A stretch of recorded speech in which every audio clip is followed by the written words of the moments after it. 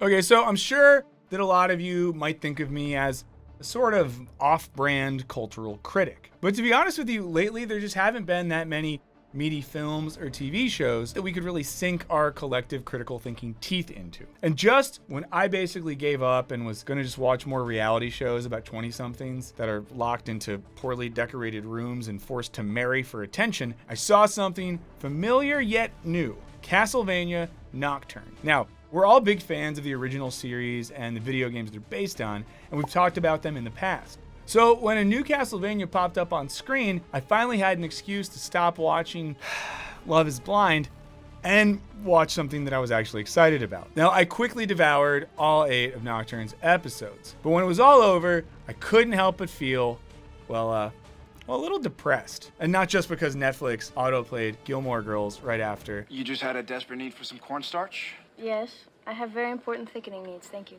Nah, it was the show itself that left me feeling bummed. Castlevania Nocturne may be some fun vampire escapism, but even more so than its predecessor, it's contemplative and philosophical. We're all descended from gods. We just have to learn how to draw on their power. And though this season is centered around the idea of revolution, it's not your typical celebration of rebels and fighters. For that, watch Andor. Wherever you are, right now, get up. Stop the work. Get out of your cells. Take charge and start climbing. It actually feels pretty unexpectedly skeptical about whether revolutions actually work. And we think that a depressing French philosopher can help us to better understand what's really going on when a vampire messiah causes a permanent eclipse. We'll explain in this video on Castlevania Nocturne, do revolutions work? Now, the new series is set over 300 years after the events of the original. But rest assured that the Belmonts are still doing what they do best: kicking ass and just murdering vampires. Now, protagonist Richter Belmont has just one thing on his mind: slaying vampires to avenge his mother's murder by one of their fanged cohorts. He teams up with a revolutionary mother-daughter duo and an ex-slave from the Caribbean. The group stumbles on and attempts to thwart the vampires' conspiracy to conquer Europe by anointing their messiah, who just so happens to be Elizabeth Bathory, a real-life noblewoman and alleged serial killer. Now, Castlevania Nocturne is set in the year 1792, also known as the Year of the Insurrection, the defining moment of the French Revolution. Armed revolutionaries stormed Paris's Tuileries Palace on the 10th of August. This ended King Louis XVI's monarchy, which led to the establishment of France's First Republic. Now, the series is set right in the midst of these tumultuous times. And while Richter is apolitical, his closest ally, Maria, is a card-carrying revolutionary. Let us know in the comments if you're a card-carrying revolutionary, and we're gonna report you to the CIA. When she isn't using witchcraft to take out vampires, she's leading the revolution and openly defying the church. In fact, for much of the series, the main antagonists aren't actually the vampires, but the abbot, Emmanuel, who forges a pact with a demon to create his own rebel-slaying monsters. Okay, so why is the church hellbent on stopping the revolution? Well, for some real-world context, monarchies have historically established themselves not just through birthright, but through divine right. In a monarchy, it's God's will that a king rule over his subjects, and thus rebels, by challenging the king, are also questioning the rule of God and the church. This so-called revolution, it's an abomination. An affront to the natural order, to common decency. Above all, to God and his church. Thank God no one in our modern day would ever think like this and connect political revolutionary ideas with disobeyal of Christian principles. This is just one of many times the series talks about natural order. The differing characters have differing perspectives on what that order ought to be. For the church and monarchy, natural order is simple. You've got God, the king, and then the king's God-fearing subjects. A deliverer is at hand, a new Joan of Arc, a mighty warrior queen to lead us to salvation. But the revolutionaries set out to tear down this framework. They claim it's the natural order. They're born rich and we're born poor, and that's just the will of God. She also says, The king thought it was his divine right to be king. But do you know what happened to him? He's been arrested. The government in Paris has overthrown the monarchy and declared a republic. To hell with the natural order. For Maria and the revolutionaries, were all born equal and should be treated as such. Later in the season, Annette, a formerly enslaved Caribbean woman and ally to Richter and Maria, has a vision quest where she communicates with the spirits of her ancestors. They tell her that the monarchy's natural order is a lie. They like to tell you, these petty devils like the Comte de Vaublanc, that slavery is just the way of the world.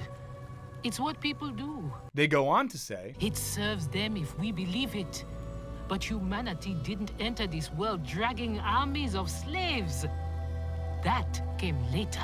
This rejection of Europe's hierarchy reflects notable ray of sunshine writer and philosopher Albert Camus. Now, in Camus' book, The Rebel, he gives an example of a slave who for all his life has been controlled by powers anointed as superior to him. But one day this dude has just had enough, and with zero to give, he just says, no, or niet. That's really all I know language-wise. By doing so, he not only rebels against the status quo, but also stands up for his own worth. And in the process, he stands up for all the other slaves too. By saying an act is unjust to him, he's in turn saying this act should be considered unjust to all, regardless of race or class. Now, as Camus put it, though rebellion springs from everything that is most strictly individualistic in man, it questions the very idea of the individual. Thus, for Camus, a single act of individual rebellion can unite people on the basis of shared ideas, namely equality and freedom.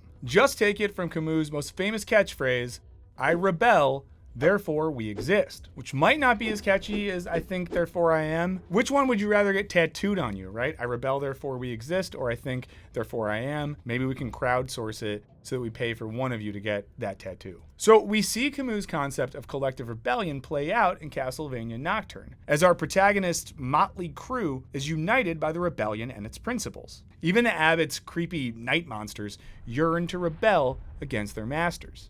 I don't know what happened, who I am, what I am. But I want my freedom.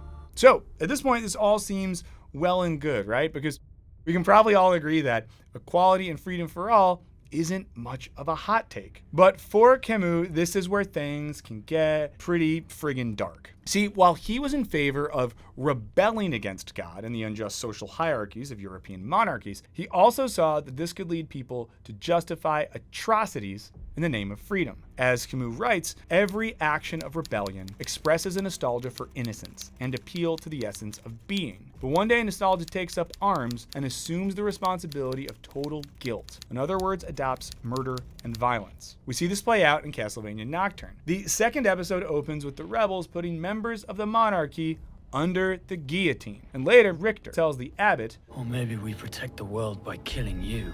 Though the show is pretty squarely on the side of the rebels, these moments hint at exactly what Camus feared. When the will of the people is deemed supreme, it can often come with at least a side of moral nihilism. It is for this reason that Camus saw the French Revolution and subsequent revolutions as antithetical to their founding ethos. For him, because any given revolution is primarily concerned with toppling a party or system, it becomes a purely negative force. Now we contrast this with the act of rebellion, which he says unites people and affirms their shared beliefs. Shout out to Star Wars Rebels. We will not rest until we bring an end to the Empire, until we restore our republic.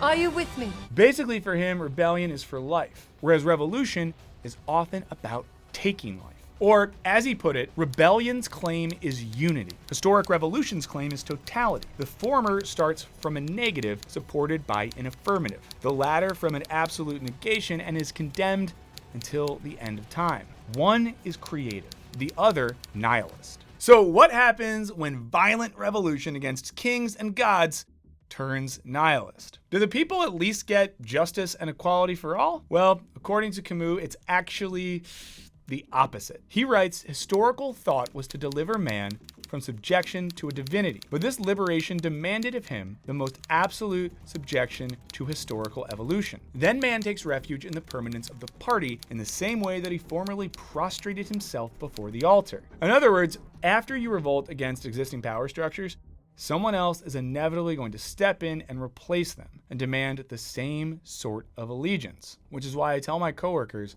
do not try to overthrow me, because I will be replaced by a power even more evil than what I am after you guillotine me. I know that you have plans. I saw them on the Google Drive. He goes on to say, that is why the era which dares to claim that it is the most rebellious that has ever existed only offers a choice of various types of conformity. The real passion of the 20th century is servitude. And it's not a tough case to make. The French Revolution ends with Napoleon coming to power and crowning himself emperor. The Russian Revolution gave us a guy named Joseph Stalin, and the German Revolution led to Hitler. And of course, the American Revolution gave us the infamous KFC Double Down sandwich. All these revolutions, under the pretense of giving power to the people, ultimately end in totalitarianism. And the same goes down in Castlevania Nocturne. For the past century, the vampires have been second-class citizens, relying on the begrudging support of kings and nobles. But in the French Revolution, they see a means to regain their natural place on top. As Annette puts it, for centuries, vampires have lived coiled around the old houses of Europe, like vines, close allies of the dukes and barons. She goes on to explain that vampires predictably resent their subordinate place and seek to regain power by installing their own messiah, Elizabeth Bathory, at the top of the social hierarchy. Basically, now that the rebellion has undermined God and the king's will, the vampires can replace them with a power structure of their own, just as tyrants and fascists like Napoleon, Stalin, and Hitler once did. And sprinkles of fascist imagery suggest this comparison isn't a reach. After all, many of the vampires brand themselves in loyalty to Bathory. Seem familiar? Later, Bathory is led through a procession as the common folk throw flowers to celebrate her ascension, which looks a little bit like this. By the end of the season, Bathory successfully rises to power, and the rebels are defeated. It's a bummer ending, casting doubt on what the hell the rebels were even fighting for. Because Fat Cat King to Evil Vampire Queen seems like a lateral move at best. And it's worth noting that Camus believed that even if the good revolutionaries take over, it's easy for their power structures to calcify and turn sour. And on the show, it's not just the rebels who have lost the thread, but the vampire hunters too. Just as Castlevania Nocturne argues that European revolutions only led to bloodshed and new fascists replacing the old, it compares this doomed cycle to the act of vampire hunting itself. The Belmonts kill vampires who retaliate by killing the Belmonts' loved ones, which only spurs the Belmonts to kill even more vampires, and so on, and then just forever killing everyone. And we see the cycle play out in the opening of the series. The vampire, Olrax, kills Richter's mother because your mama took someone from me I loved, just as much as you loved her. So, she had to die. Which then spurs Richter to do this.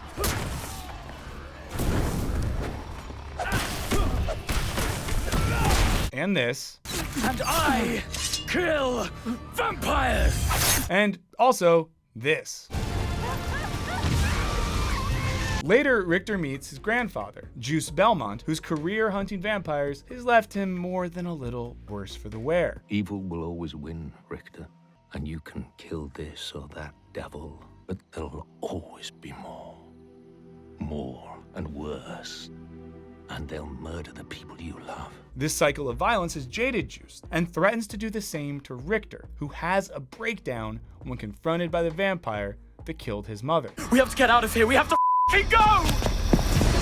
So, what's the answer? How can rebels and vampires alike break this cycle? Well, we can turn back to Mr. Feelgood himself, Albert Camus, whose work does offer just the slightest glimmer of hope. Now, in scholar James E. Carraway's essay on ethics in Camus, he cites one of the philosopher's early plays, The Just Assassin. In the play, the protagonist, a so-called just rebel, tells us what the end goal of a revolution ought to be. He says, I believe in an ideal quite as firmly as they do. Like them, I'm ready to give up my life for it. I too can be cunning, silent, remorseful when it's called for. Only I'm still convinced that life is a glorious thing. I'm in love with beauty, happiness. That's why I hate despotism. The trouble is to make them understand this. Revolution by all means, but revolution for the sake of life, to give life a chance. Put simply, for Camus, revolutions cannot be just about toppling hierarchies to then reinstate yourself at the top. Instead, it all goes back to his catchphrase. In Camus' view, revolutions should be about joining people in common shared values. Violence should always be a last resort. Rebellion and subsequent revolutions need to be acts of unity. And also, please know that we wrote the script before the current violence in Israel and Gaza broke out. And, you know, unlike everyone on the internet, we're going to stay in our own lane here and just focus on Camus' philosophy. So don't take this as veiled commentary. Now, Castlevania Nocturne comes to a similar conclusion as Camus. The only way for vampires and humans to break the cycle is for them to find common ground and join forces. I think they should start a band, because a lot of people in famous bands didn't like each other, but they still stayed together and make music. And isn't that a metaphor for what we're all trying to do socio-politically in this world? So hopefully in season 3, they start a band. Now, we even see this play out at the end of the season. In order for Richter and his rebels to have any hope against Bathory, he needs help from the vampire who killed his mother. And the series ends with Alucard, the son of Dracula, coming to the rebels' aid. So, can vampires and humans not suck or stake each other for long enough to end fascism? Well, I don't know. The series ends on a cliffhanger, so we don't have a goddamn clue. But hey, what I do want to know is, what do you guys think? Do revolutions always tend to backfire? Can we rebel against unjust powers without becoming what we hate? Let me know the answers to this and more in the comments. Huge thanks to all my little rebels, which was what I call our patrons, for supporting our channel directly. It means a lot. If you've ever thought, hey, I want to support Wisecrack directly so they don't have to rely on advertisers and they can make the content they want, I also want to get stuff in return, like videos without ads and extra content and access to the Discord server and a lock of Michael's thinning hair, well, there's a link in the description. You can check it out. I'd really appreciate it if you did. But even if you don't, thank you so much for being here. And thanks for watching, sharing, liking, subscribing, clicking, commenting, doing all the things, because they all feed the vampiric algorithm that determines whether we all live or die. In the meantime, stand up for what you love and start a band with someone you hate. I'll see you next time.